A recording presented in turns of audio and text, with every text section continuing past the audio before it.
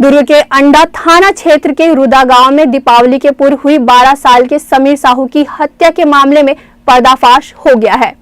अंडा पुलिस ने बड़ी मशक्कत के बाद हत्या के आरोपियों को पकड़ने में सफलता पाई है, जिसका खुलासा पुलिस अधीक्षक डॉक्टर अभिषेक पल्लव ने प्रेस कॉन्फ्रेंस में किया। अंडा थाना क्षेत्र के रुदा गांव में हुए समीर साहू हत्याकांड में पुलिस को बड़ी सफलता मिली है। पूरे घटना में पुलिस की सजगता और निरंतर पूछताछ से आखिरकार घटना के तह तक पहुंची और अंत में आरोपियों को पकड़ने में आज पुलिस को सफलता मिल गई। इस हत्याकांड के लिए दोषी मानकर मृतक के पड़ोसी दंपत्ति को हिरासत में लिया गया था, लेकिन रात बीतने के बाद कहानी पूरी तरह से बदल गई। दरअसल हत्या की यह पूरी वारदात को 2 नाबालिग बच्चों ने अंजाम दिया। हत्या की वजह बच्चों के बीच आपसी झगड़ा व खींचतान है। पुलिस ने इस मामले में 2 अपचारी बालकों को गिरफ्तार भी कर लिया है। इस पूरे मामले का खुलासा प्रेस कॉन्फ्रेंस में पुलिस अधीक्षक ने बताया कि रुदा निवासी समीर साहू का शव मिला था। शाम से खेलने निकला समीर वापस घर नहीं पहुंचा तो घर वालों ने उसके थाने में शिकायत दर्ज कराई थी। पुलिस को बाद में सूचना मिली कि नदी किनारे नर्सरी के पास खेत के मेड़ में प्लास्टिक की एक बोरी में कुछ पड़ा हुआ है।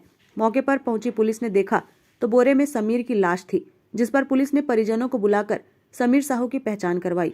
इसके बाद पुलिस ने मामले की जांच शुरू की। पुलिस के सामने इस वारदात में तंत्र मंत्र सहित कई बातें सामने आई।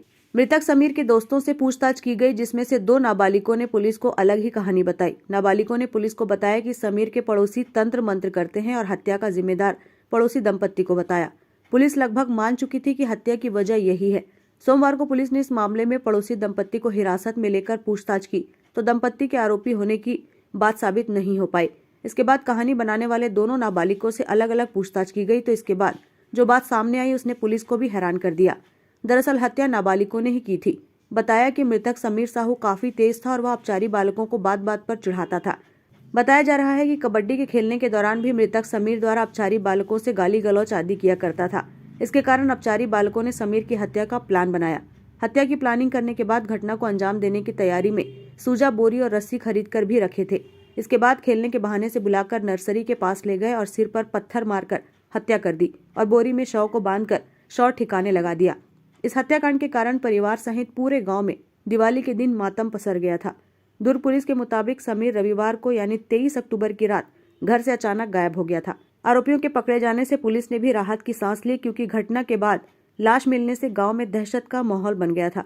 वहीं इस मामले को सुलझाने के लिए गांव में ही छावनी बना पुलिस दिन रात एक कर लगी हुई थी।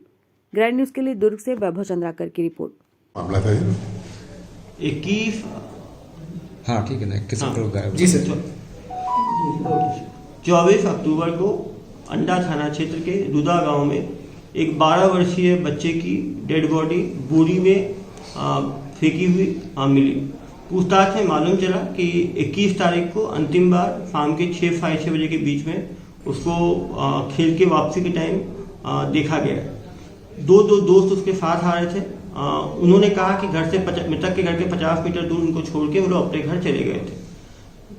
करीब 200 लोगों का बयान दिया गया। पुलिस बच्चों के मारने की बच्चों में आपस प्रतिस्पर्धा में मारने की बात, इलिसिट रिलेशनशिप की, तंत्र मंत्र की, प्रॉपर्टी डिस्प्यूट की, सभी एंगल से पुलिस काम कर रही थी। जब सीसीटीवी फुटेज देखे गए, रस्सी जहां से खरीदी गई, आसपास के दुकानें पता किया गया, बोरी कहां से आई उसके बारे में पता किया गया, आसपास में जो वैद्य हैं उनसे पूछताछ की गई, बैगा से पूछताछ की गई। इस पे एंड में 2 एंगल पे पुलिस फंसी थी। या तो जो पड़ोसी है जिसके यहाँ से सीताफल चोरी मॉर्निंग में हुआ था वो हो सकती है, क्योंकि बीच में घर था उसका जहाँ छोड़ा गया था और मृतक के घर के। दूसरा ये बच्चे हो सकते हैं। जब बच्चे वहाँ पर ओवरहेड टैंक था जहाँ पे 6-7 लोग पी रहे थे, उनसे पूछताछ की गई तो उन्होंने बताया कि बच्चे 3 लोग जाने के बाद वापस खेल मैदान की तरफ आए।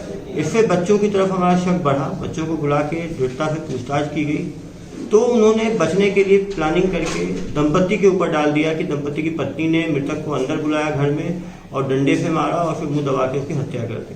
पोस्टमार्टम में डंडे की बात नहीं, एक ब्लंट और बड़े ऑब्जेक्ट से मारने की बात की गई थी और वो बहुत सुपरफिशियल मारने की बात की गई थी, उससे जान जाने की संभावना नहीं थी। दंपत्ति को बुलाया गया पूछताछ के लिए, बच्चों के साथ कन्फ्रंट किया गया।